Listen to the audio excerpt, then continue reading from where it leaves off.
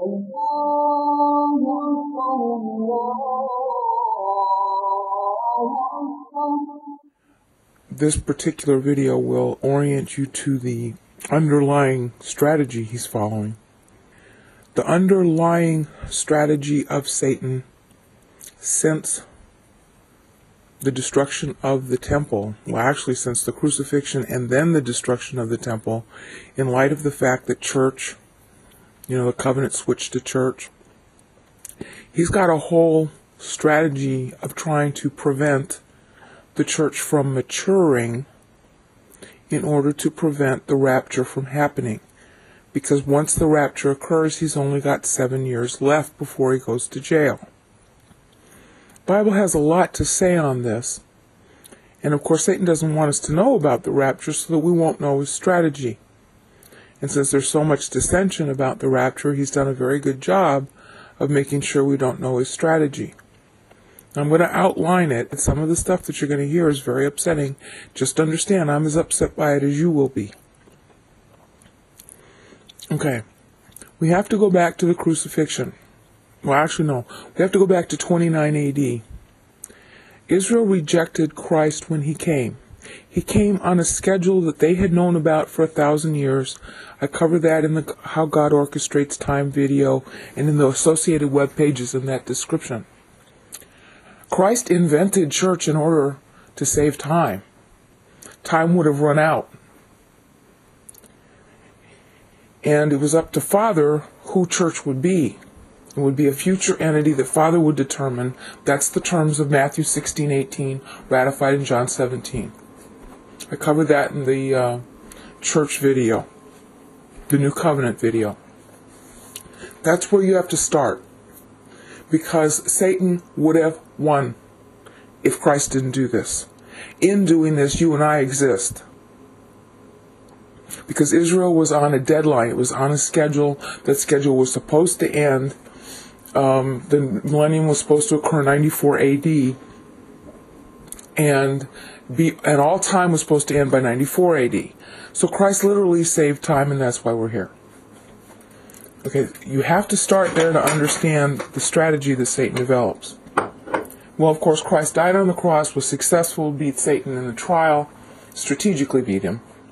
Now we're in a mop-up phase, as it were. And church is designed to bridge. We have our own covenant with him through his Melchizedek contract, as Hebrews 5 explains. It is a separate kingship from Israel's kingship, so we have our own covenant.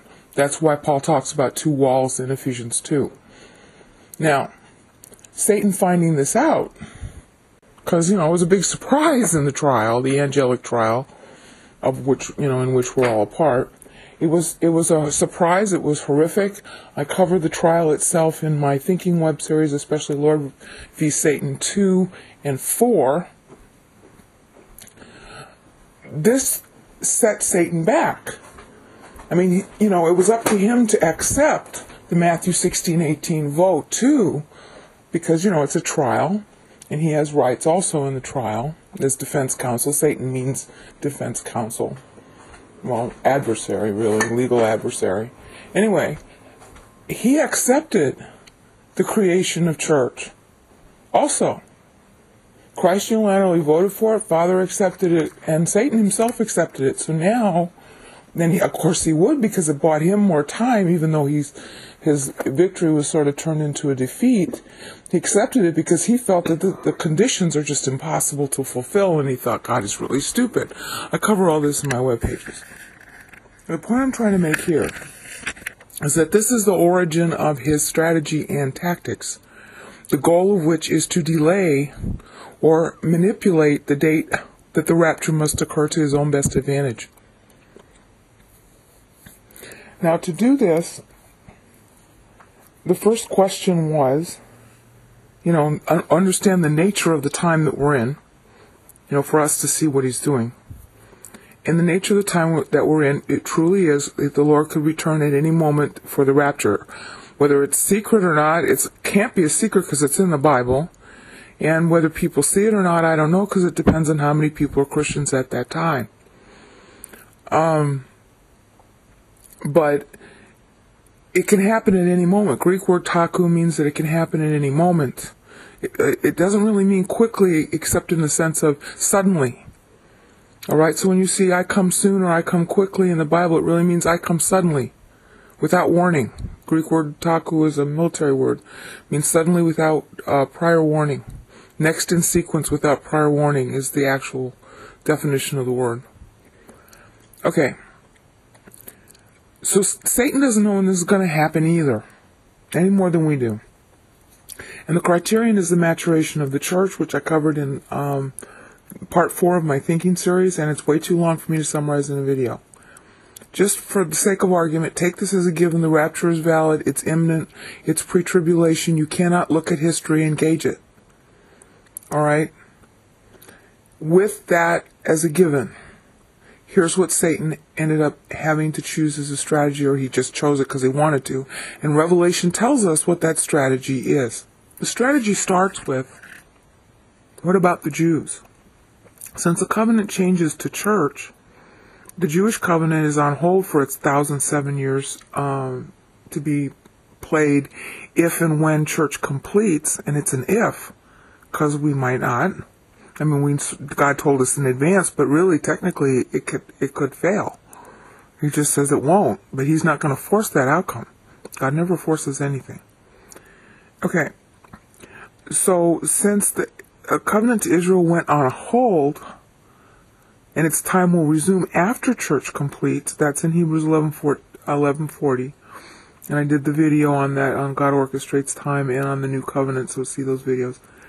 Because that's the case, there is no predicting when the rapture will occur. Because there's no predicting, Satan's big goal is to try to wipe out the Jews. All right? That is his number one goal. God said that we would complete. He didn't say when. He said it would happen. Okay, well, Satan's kind of taking God at his word here. In fact, he uses the word all the time to figure out what to do. So what Satan does is he's thinking, and you can back this up with the scripture, which I'll do in a few minutes. Okay, what do I need to do to herd the Jews? I got to herd them into one place so I can kill them. I got to kill them before the rapture occurs, if possible. Okay. Well, God had already foretold in the Old Testament that the temple would be destroyed a second time in Daniel 9:26. So Satan knew, as did everybody else at the time, when the crucifixion happened, there were going to be 40 years, and then the temple would be destroyed, and they were expecting that the tribulation would occur in 70 AD, that it would begin then, or that it would have ended by then. They weren't sure, because, you know, the game changed with church. You couldn't really date it anymore. The initial schedule could have been met, might not have been met. So Satan only knew that the destruction of the temple, he knew he had 40 years from 30 to 70. But he didn't know when the rapture was going to occur either. And so he knows that the destruction of the temple would scatter the Jews, which of course it did. You know, 90,000 of them went as prisoners to Rome by Titus. That's recorded also in the Frieze of Titus. So that was the diaspora, the final diaspora. And that was also, of course, all predicted in the Old Testament, where the next time the Jews are supposed to return to the land is when the Lord comes at the second advent, not before. It's a protection for them, so that they can't be herded in one place and killed. Ezekiel 39, Isaiah 61, and especially 63, which is the second advent passage, warn of this. And of course, all over the Bible it's warned of. Matthew 24 comes to mind about warning them to just leave when they see the temple destruction. Don't listen to anybody saying that the Lord has returned. Okay, that's to Jews also. They should not have returned to Israel, okay? That's the upsetting part, and I'm going to explain that more in a minute. بسم الله الرحمن الرحيم